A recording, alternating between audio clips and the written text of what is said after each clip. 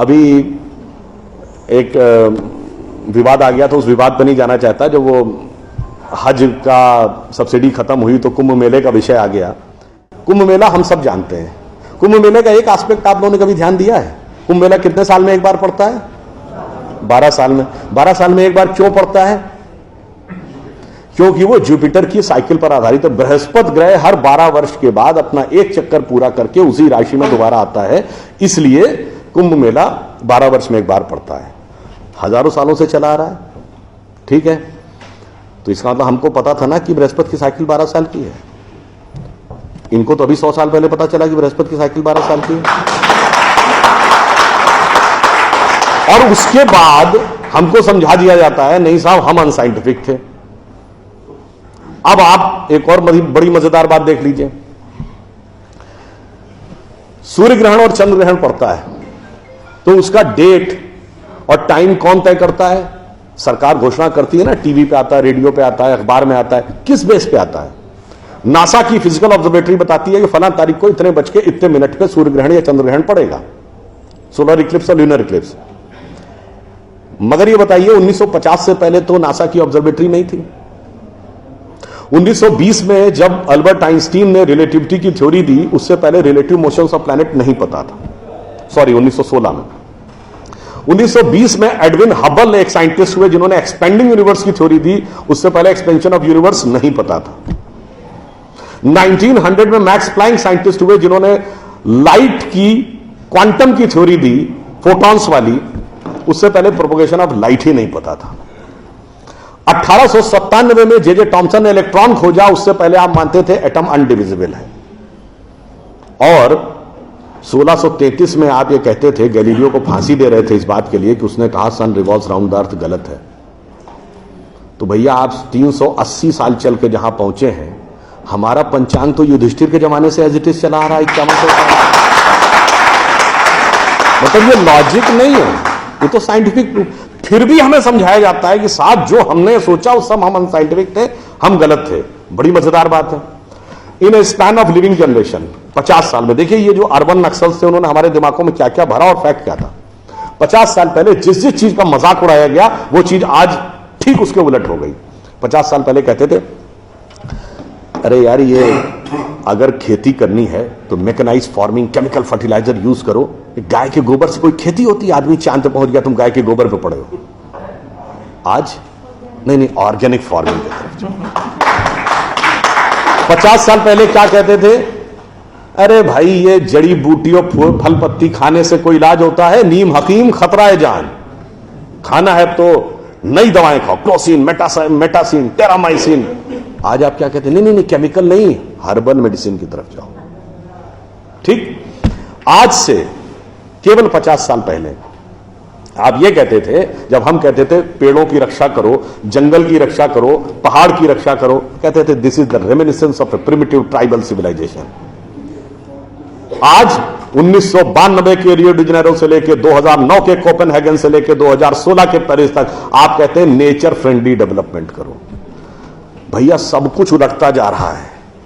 जो हमने कहा, जिसका आपने मजाक उड़ाया, वो सब कुछ सही होता जा रहा। अब मैं एक और बात कहूंगा जिसका कि बहुत मजाक उड़ाया गया, शायद हम लोग कभी ध्यान नहीं देते। भारत में यह कहा जाता था कि ज्ञान प्राप्त करना है तो ध्यान लगाओ।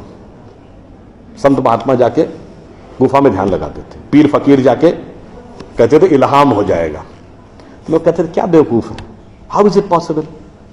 ऐसा कहीं हो सकता है क्या कि जाके ध्यान लगाया और ज्ञान प्राप्त हो गया? If you want to attain knowledge you must outreach, understand the things, meet the people, visit the place, like what Darwin has done.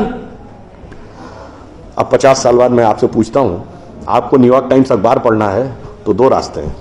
एक, यहां से दिल्ली से न्यूयॉर्क की फ्लाइट पकड़िए, 16 से 22 घंटे लगेंगे डिपेंडिंग अपॉन योर फ्लाइट, और आज का अखबार कल पढ़िए। और दूसरा है कि मोबाइल पे डाउनलोड करिए खट से और पढ़ लीजिए। क्यों? आपके हाथ में डिवाइस है, जिसने डिवाइस बनाई उसने सॉफ्टवेयर भी बनाया है, और जिसने सॉफ्टवेयर बनाया उसने सपोर्टिंग नेटवर्क भी बनाया है। उसी ढंग से हमारा शरीर एक डिवाइस है, तो इसके अंदर मन, बुद्धि, चित्त, अहंकार और कॉन्शियसनेस एक सॉफ्टवेयर है, और उसका कनेक्टिंग नेटवर्क भी है। बस नेटवर्क से कनेक्ट होना है और सब डाउनलोड है। और अंत में मैं एक उदाहरण दूंगा। सब कुछ कहा जाता था कि पैसे के कारण शोषण हुआ, इसलिए खड़े हो जाओ, लोगों के साथ भिड़ जाओ। हमारे यहां परंपरा में त्याग का महत्व था। हम आपसे पूछें, दो राजा बताइए जो सबसे बड़े महान माने गए भारतीय संस्कृति में, राजा राम और राजा हरिश्चंद्र। दोनों इसलिए कि त्याग किया, इसलिए नहीं कि बड़ा बड़ा इलाका अलेक्जेंडर द ग्रेट की तरह कब्जा कर लिया। अब मैं एक आपको उदाहरण देता हूं, वो त्याग कैसे समाज में रचा बसा था। हमारे पूज्य संतों में से एक हुए संत रविदास, काशी के रहने वाले थे। उनके पास भगवान राम की एक मूर्ति थी। काशी नरेश उनके पास गए, कहा जाता था इतनी सिद्ध मूर्ति है, आप कृपया इसे मुझे दे दीजिए।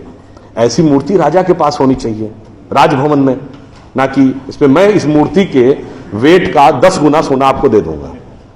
उन्होंने मना कर दिया। उन्होंने कहा जी इसके वेट का 100 गुना सोना दे दूंगा। उन्होंने मना कर दिया। तो राजा को थोड़ा क्रोध आ गया। उसने कहा ऐसा है रैदास जी, आज जिस झोपड़ी में रह रहे हैं इसमें जितना सोना आ सकता हो नीचे से ऊपर तक उतना भर लीजिए, उतना मैं आपको देने को तैयार हूं। तो एक बार उनकी पत्नी का मन आया कि भाई ऐसा बढ़िया ऑफर नहीं मिलेगा, अब हमें इस पर विचार कर लेना चाहिए।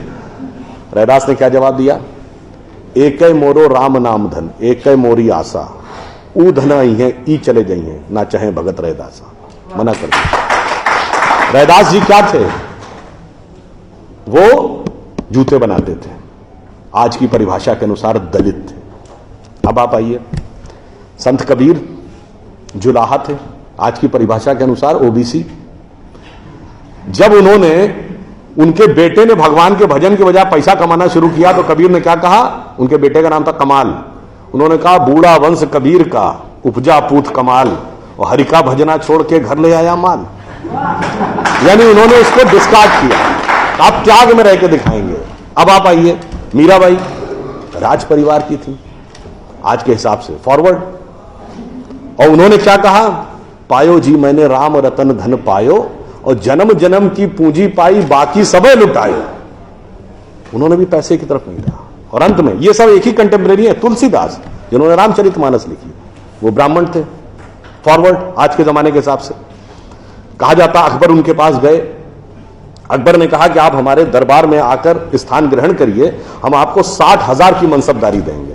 उस जमाने में मनसबदारी एक रैंक होती थी। तो जैसे 40,000 की मनसबदारी वॉज मैक्सिमम, 60,000 का मतलब हुआ कि राजा के बाद सबसे बड़ा स्टेटस आपका होगा। तो तुलसी ने क्या जवाब दिया, हम तो सेवक राम के हियो धरो दरबार, हमारे तो हृदय में भगवान राम का दरबार धरा हुआ है। तुलसी का अब होएंगे नर के मनसबदार।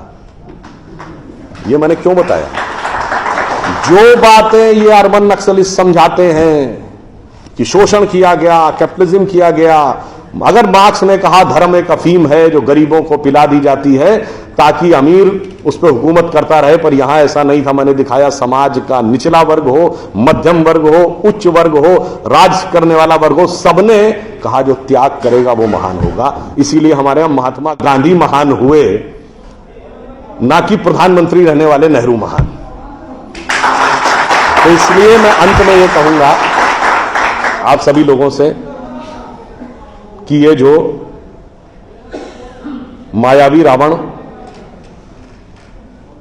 साधु का वेश बना के आता है, सूक्ष्म दृष्टि से इसको समझिए और आश्वस्त रहिए कि वो चाहे कितना भी मायावी हो, अंत में विजय हमारी ही होगी, क्योंकि हम आज दुनिया के यंगेस्ट नेशन है। जैसा अभी नलपत जी ने कहा ना कि भाई people like us we are in minority, हम देश दुनिया के सबसे युवा देश हैं। यह सत्य है, मगर यह अर्ध सत्य है। हम सबसे युवा देश और सबसे प्राचीन सभ्यता है। We are the youngest nation and the oldest civilisation. तो एक गौरवशाली हमारा भूतकाल है और एक शानदार भविष्य है जो हमारी प्रतीक्षा कर रहा है। बस बीच के इस माया के प्रपंचों को से हम बचे रहें तो कहीं कोई संदेह नहीं है। एक पंक्ति कहकर समाप्त करूंगा कि गौरवशाली था भूत, भविष्य भी महान है, अगर संभालें आप उसे जो वर्तमान है। धन्यवाद।